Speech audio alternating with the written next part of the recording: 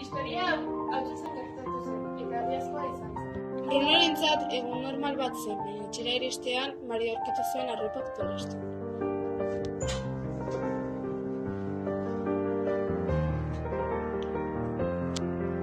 Kaixo, Maria, zer egiten ari? Beste etxeratera goaz izan zera. Orduan kotxea hartu eta haien etxe berrira joan ziren.